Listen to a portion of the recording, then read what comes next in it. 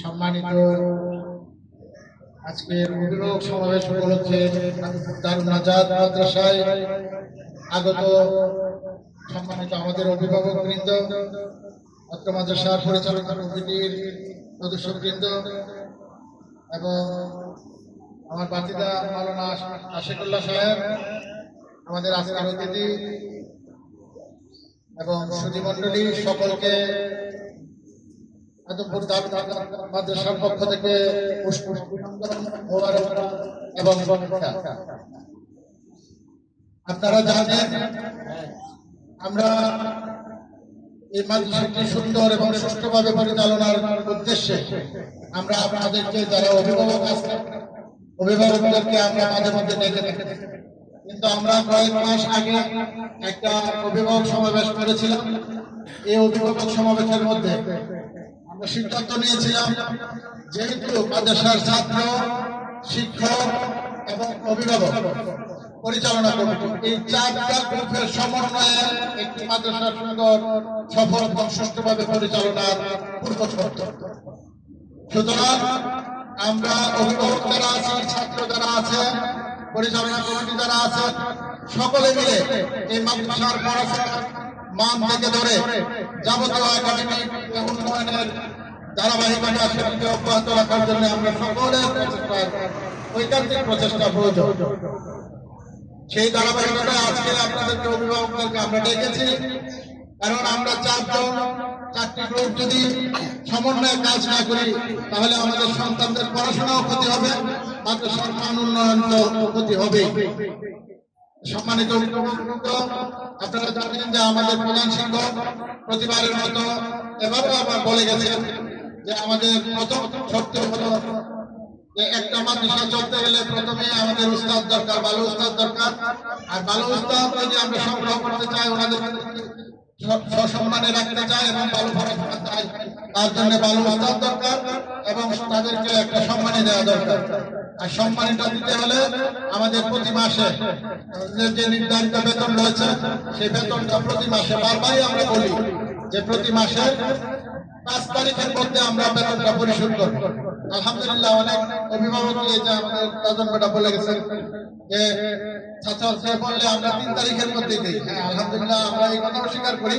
যারা আছে আমরা হুজুর থেকে খবর নেই, আমরা অনেক সচেতন অভিভাবক আছি, যাদেরকে অভিভাবক সমাবেশের মাধ্যমে আমরা ডাইকা যখন বুঝ দিয়ে কথা বলি, নিজেদের মধ্যে বিবেক বিবেচনা আছে, শিক্ষা নিয়ে তাদের মনের মধ্যে একটা অনুরাগ আছে, সবকিছু মিলিয়ে তারা কিন্তু মাসের 5 তারিখের মধ্যে বেতনটা দিয়ে ফেলে এবং অনেক অভিভাবকরা তারা নিজেরাও বলে যে বেতনটা দিয়ে দাও, দেরি হলে তো আমাদের মাদ্রাসার মানটা ভালো হবে না, হুজুরানের বেতন যত সময় আমরা আদায় করতে পারবো। আমরা এই ফ্যাসিলিটি যদি ধরি, আমরা 50% অভিভাবক যারা আছে তারা কিন্তু সচেতন এবং তারা দেয়, তাদেরকে আমরা ধন্যবাদ জানাই। কিন্তু আমাদের মধ্যে অনেক অভিভাবক আছেন আমরা এই ব্যাপারে উদাসীন, আমরা বেতনটা 5 তারিখের মধ্যে দিতে চাই না। মহিলা অভিভাবক যারা আছেন দয়া করে কথাগুলো লক্ষ্য করে শুনে, আমরা বেতনটা দিতে চাই না। আমরা যদি যত সময় বেতনটা না দিই তাহলে আমরা শিক্ষকদের বেতনটা কোথা থেকে দেব? প্রতি মাসে আপনাদের এই যে আমাদের যুবক আমাদের এশিয়ার দায়িত্ব আছে, প্রতি মাসে বেতন ডাকতে আমাদের সময় এবং প্রতি মাসে আমাদের প্রতি গাড়ি বোঝা নিয়ে হাঁটতে হইতেছে, টেনশন করতেছে মাদ্রাসা কিভাবে চালাবো। হ্যাঁ, আমরা যেহেতু পরিচালনা কমিটিতে আছি, আমাদের টেনশন থাকতে হবে। আমরা আছি, আমরা প্রতি মাসে ডাকতে থাকলে এটাও আমরা আপনাদের সাথে ফিলাপ করবো। কিন্তু আমার আপনার সন্তান পড়াশোনা করবে, আমরা তাদের ন্যূনতম বেতন গুলা দিতে পারবো না, দিব না আমাদের অবহেলার কারণে, এটা কখনো কাম্য হতে পারে। সুতরাং আপনাদের কাছে আবার অনুরোধ যে আপনারা 5 তারিখের মধ্যে নিজেদের সন্তানের বেতন গুলা যত নিয়মে যত সময় দিয়ে দিবেন। যদি কোনো কারণে কাহারও কোনো বিপর্যয়ের কারণে, কোনো সমস্যার কারণে বেশি সমস্যা হয় তাহলে আমাদের সাথে যোগাযোগ করবেন, আমরা বিশেষ ব্যবস্থা করে অল্প কিছুদিনের জন্য করে দেবেন। তারপরও আপনারা অনেক অনেক করবেন। যাই হোক, আমাদের বেতনের বিষয়টা গেল, আমাদের প্রধান শিক্ষক কর্তৃক যে কথাবার্তা গুলো এসেছে এর মধ্যে আরেকটা কথা এসেছে, এটা মূল একটি কথা। আপনার সন্তান, আমার সন্তান যারা এই প্রতিষ্ঠানে পড়তেছে তাদের বাড়ি থেকে সুন্দর সুষ্ঠুভাবে রেডি করে তাদেরকে মাদ্রাসা পর্যন্ত পৌঁছে দেয়, এটা আমাদের দায়িত্ব। আমরা নিজ দায়িত্বে তাদেরকে পৌঁছে দেব, কারণ তারা অবুঝ শিশু, তারা রাস্তাঘাটের নিরাপত্তা সম্পর্কে জানে না, বুঝে না। তাদেরকে আমরা নিজ দায়িত্বে মাদ্রাসা পর্যন্ত পৌঁছে দেব। মাদ্রাসায় আসলে শিক্ষকগণ দায়িত্ব পালন করবেন, এর আগে আপনারা নিজ দায়িত্বে পৌঁছায় দেবেন। এবং যাওয়ার সময় যারা অবুঝ সন্তান আছেন তাদেরকে আপনারা নিজ দায়িত্বে নিয়ে যাবেন।